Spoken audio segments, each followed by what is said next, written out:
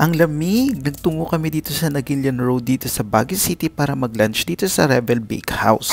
Pasok mo pa lang, makikita mo kagad ang kanilang laboratory kung paano ginagawa ang kanilang iba't ibang pastries. So, ito ang kanilang dining area. So, napakaluwang, and also ito ang iba't ibang klase nila ng croissant. Merong pandikoko, Spanish bread, at ang kanilang pinagmamalaking butter croissant. At may ensamada. At syempre, meron silang iba't ibang klase ng inumin at hindi nawawala ang coffee. At syempre, pag nag-order ka ng isang set ng croissant, ito ang ibibigay nilang box. At na-meet ko pa si Doc Kilimangguro.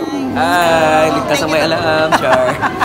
At syempre, dumating na ang kaming food. Ito ang chicken gravy rice. Ito naman ang beef tapa. At ito naman ang beef gravy rice. Ang in-order ko, napakasarap and healthy. Syempre, di mawawala ang coffee at croissant.